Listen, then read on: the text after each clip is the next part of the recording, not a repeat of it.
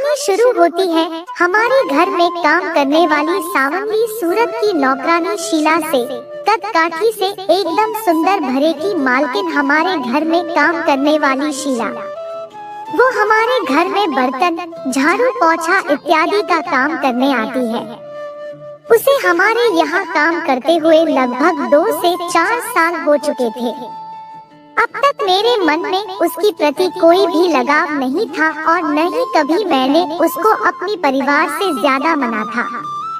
पर वो कहीं ना कहीं मुझे महसूस करती थी, ये मुझे बहुत बाद में मालूम हुई। हाँ, कभी कभी मेरी धर्मपत्नी सरिता मुझे उसके बारे में बताती रहती थी कि बेचारी शीला बहुत काम करती है पर उसका मर्द जुआरी और शराबी है। वह घर घर चौका बर्तन करके अपना और अपने बच्चों को पेट भरती है। बेचारी शीला। मेरी धर्मपत्नी को उस पर काफी दया भी आती थी और समय समय पर उसकी सहायता करती रहती थी। एक दिन सुबह 5 बजे ही वह हमारे घर आई। उसके बाल बिखरे हुए थे, उसकी आंखों में आंसू थे। आते ही वह मेरी धर्मपत्नी से लिपट कर रोने लगी। सरिता ने उसे किचन में बैठाया और पीने के लिए पानी दिया। फिर उससे पूछा, शीला क्या हुआ? शीला दीदी, क्या बताऊं आपको, उस जगदेव ने तो मेरा जीना हराम कर रखा है। वह कल रात ज्यादा शराब पीकर आया और मुझसे पैसे मांगने लगा। मैंने मना कर दिया तो मुझे बहुत पीटा। अब आप ही बताओ दीदी, मैं क्या करूं? मेरा तो मर जाने को जी करता है, पर क्या करूं, मैं तो मर भी नहीं सकती। मेरी जान को ये 2 औलाद जो इस कमीने ने मेरी छाती पर रख छोड़ी है। सरिता, शीला तू रो मत, अपना मन हल्का कर, देखते हैं क्या होता है। मैं इनसे कहती हूँ, वे तेरे पति जगदेव से बात करेंगे। ऐसे कब तक चलेगा? तब सरिता ने मुझे आवाज लगाई और किचन में आने के लिए कहा। मैं किचन में पहुंचा और सरिता ने मुझे बिना की समस्या बताई। तभी वह किसी काम से दूसरे कमरे में चली गई। मैंने शीला को देखा तो उसकी आंखों से आंसू आ रहे थे। तो मैंने उसके सिर पर हाथ रखकर उसके बालों को सहलाया और कहा, शीला तू चिंता मत कर, मैं जगदेव से बात करूंगा। शीला ने मेरा हाथ पकड़ लिया। उसके मेरा हाथ पकड़ने से एक करंट सा जैसे मेरे सारे शरीर में उतर गया और आज पहली बार शीला को देखकर मेरे अंदर का इमोशन जाग गया था। मैं उसकी ओर ही देख रहा था। उसके चेहरे में एक अजीब सी कशमकश मुझे महसूस हो रही थी। आज पहली बार मैंने उसके दुख को इतनी शिद्दत से महसूस किया था। उसने मेरा हाथ इस प्रकार से पकड़ लिया था जैसे मैं उसका कोई खास था। मैंने उसके बालों को सहलाया और अपने हाथ से उसके आंखों के आंसू पोंछे और एक पल के लिए उसे अपने गले से लगा लिया और रोने लगी।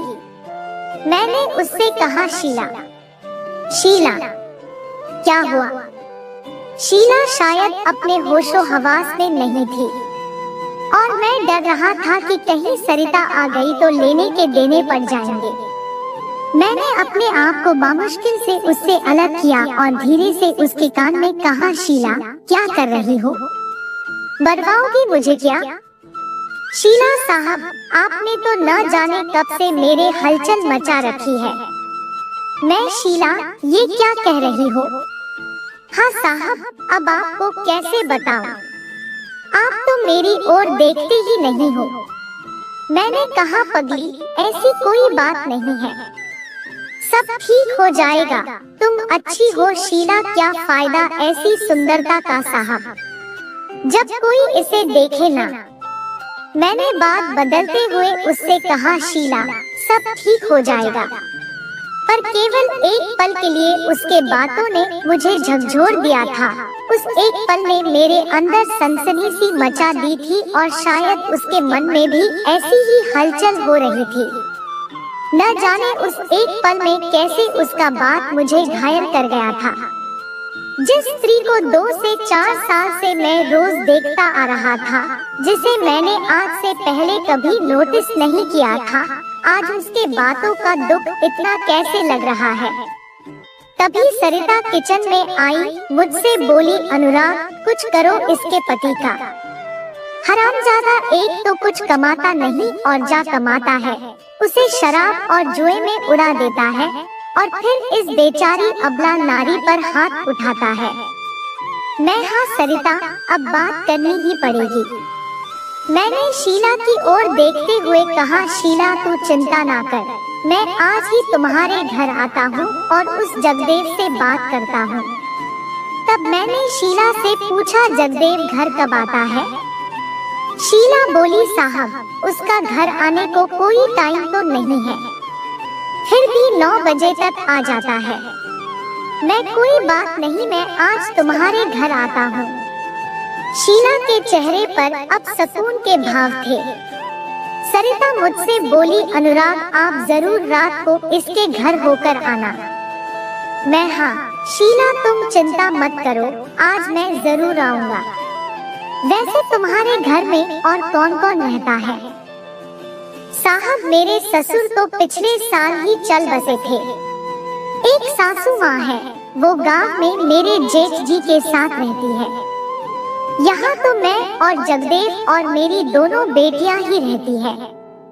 अच्छा चलो कोई बात नहीं, मैं आज आकर बात करता हूँ।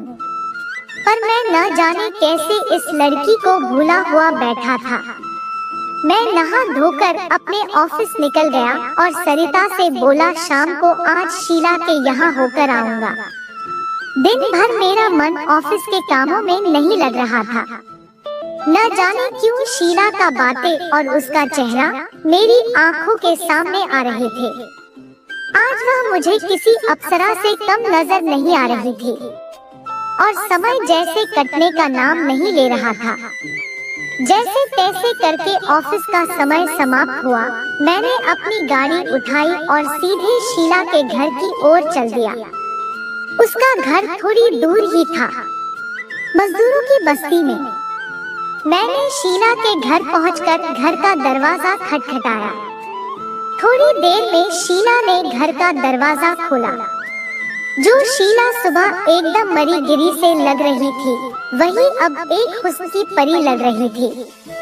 उसने हल्के लाल रंग की साड़ी पहने हुई थी, माथे पर बिंदिया, मानो कह रही हो, आ जाओ मेरे राजा, कब से तुम्हारे इंतजार में थी, आ जाओ। शीला साहब नमस्कार, आप आ गए।